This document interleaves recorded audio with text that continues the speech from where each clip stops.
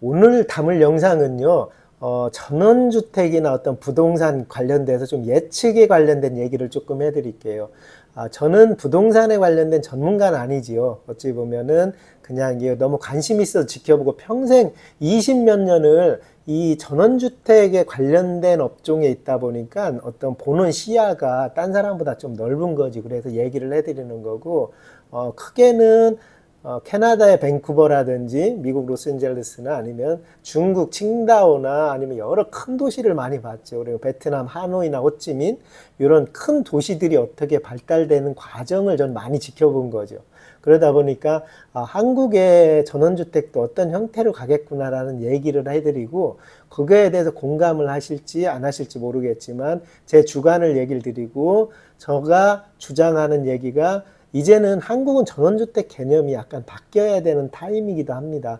기존에는 시골에 내려가서 사는 게 전원주택 어떤 가치를 생각을 했는데, 불과 1, 2년 전만 해도 전원주택이 붐이 많죠. 타운하우스나 전원주택이나 붐이 많고, 지금 강원도나 이런 데 가도 빈 곳이 너무 많잖아요.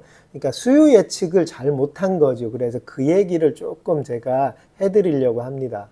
제가 지금은 총 4곳을 소개해드려요. 왜냐하면 저는 자재를 하면서 하기 때문에 전원주택 단지를 굉장히 많이 보지요. 그 중에서 이제 서산시에 있는 온석동이라는 데하고 양재동이라는 데하고, 그 다음에 음암회라고 서산 초입에 있는 데하고, 그 다음에 안중께 지금 작업을 하고 있고요.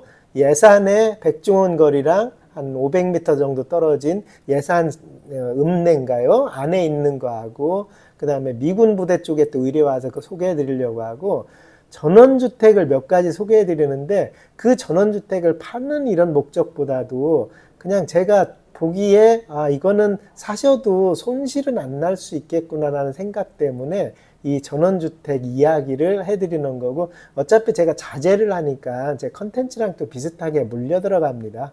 그래서 그 얘기를 제가 종종 해드리게 되는 거고요. 제 얘기를 조금 판단 기준에서 좀 그렇게 생각을 해주시면 좋겠고요. 너무 제 말이 맞는 것도 아니고 틀리는 것도 아닙니다. 그래서 그 요점 정리를 몇 가지를 해드리려고 해요. 첫 번째, 우리 회원님들이 전원주택을 사실 때는 꼭 고민하셔야 되는 게 뭐냐면 내 사후 문제예요. 내가 노후에 이 건물을 전원주택을 팔 수 있느냐 없느냐가 첫 번째 기준이 되셔야 됩니다.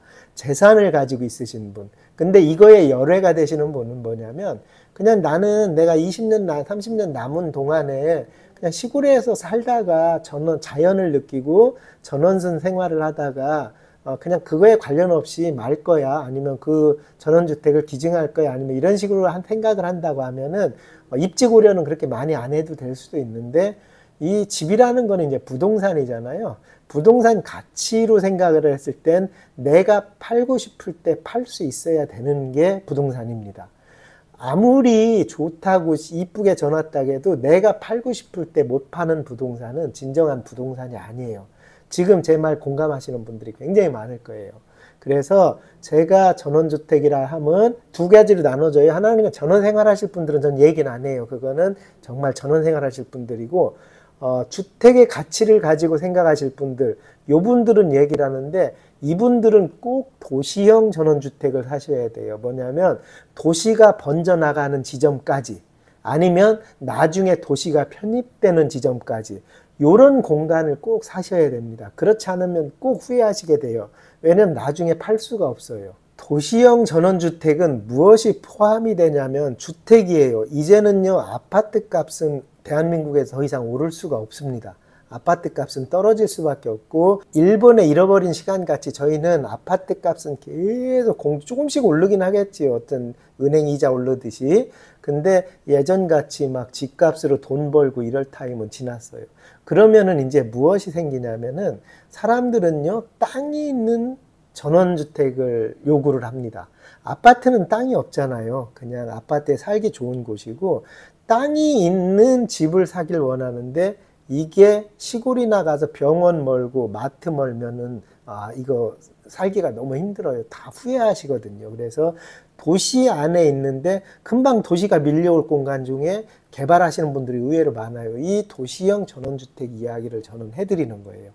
왜 그러냐면 미국에는 다운타운 막 있잖아요. 큰 도시가 있으면 거기 1차 가장 가까운 공간에 타운이 하나가 생기는데 이게 전원주택 단지, 뭐 리치 빌리지 이런 식으로. 그래서 도시가 거기로 밀려와요. 그러면 그곳이 비싸지든지 그곳이 또 아파트로 바뀌든지 이러면서 전원주택이 그렇게 발전돼 가는데, 우리는 전원생활이다, 뭐 풍경이 좋아야 된다 해가지고 막 시골에 난무하게 전원주택을 지으신 곳들이 많지요.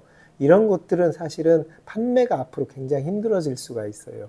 이게 인구 구조 때문에 그래요. 우리가 5천만 명이라고 하면 최소한 3,500만 명까지 떨어지잖아요. 그러니까 떨어질 수밖에 없는 거라서 시골의 학교, 뭐 마을들이 없어지는 건 이제 태반입니다.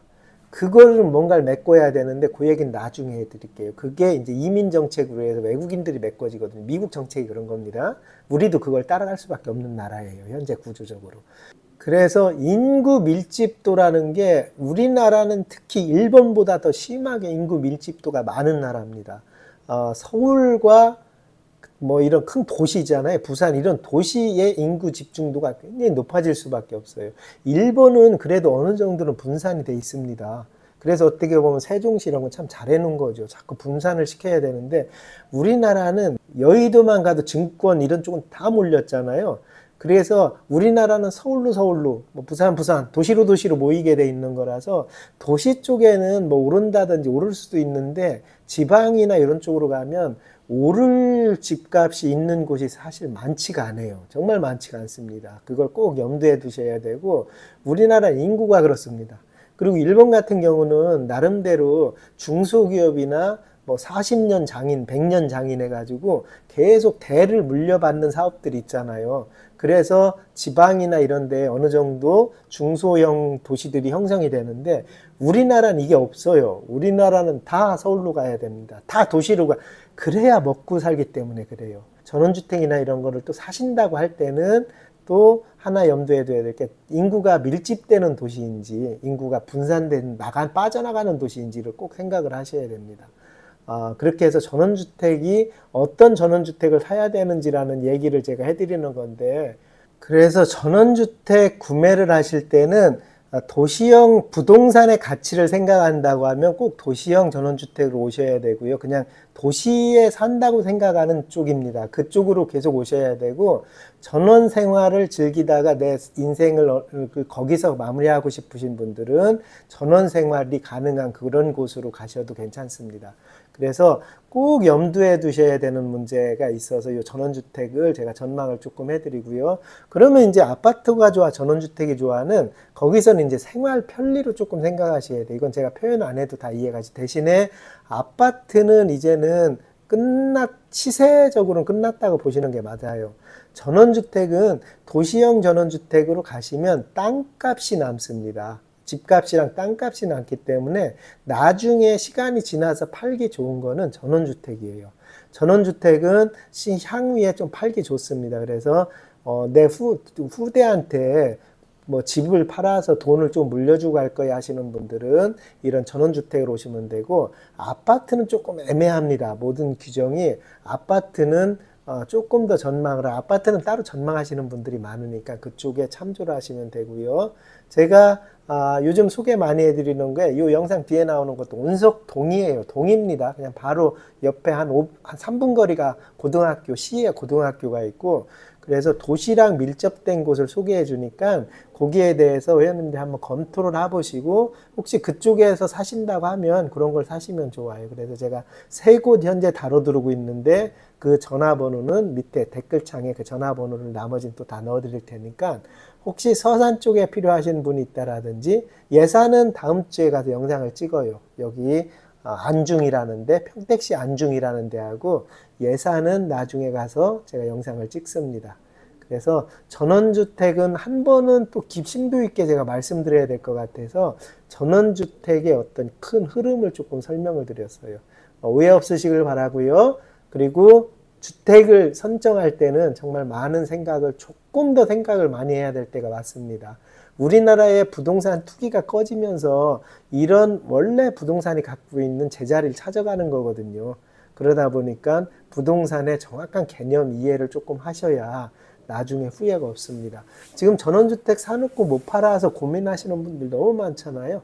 인원이 밀집됩니다. 인원이 밀집되는 곳은 떨어지는 데가 한계가 있어요. 뭐 나중에 파는 데도 괜찮고. 그래서 인구가 밀집되는 도시는 어쩔 수 없이 지금은 괜찮고. 그러니까 우리가 일본과는 또 다른 부동산의 어떤 흐름이 생기고 미국이나 이런 데랑은 또 다른 부동산의 형태가 생깁니다. 조금 독특하고 다양한 형태가 생기니까 우리 회원님들이 그거를 조금 더 염두하셔서 전원주택에 관련된 조금 머릿속에 정리를 하고 전원주택을 바라보셨으면 좋겠다는 뜻에서 영상을 이렇게 말씀을 드리고요. 다음 주에는 계속 현장 이제 집 짓기 시작하거든요. 여기 뒤에 보시는 것도 이제는 집 짓기 시작합니다. 착공 신고가 끝나서 그런 과정을 제가 좀 설명드리고 양대동도 건물이 많이 됐어요. 완전히 됐고 거기도 설명을 드릴 거고요. 예산에도 벽돌집으로 이쁘게 졌습니다. 그것도 제가 영상 찍어서 올려드리고 도시형 전원주택 소개를 조금 더 여러 각도에서 해드릴게요. 시청해 주셔서 감사합니다.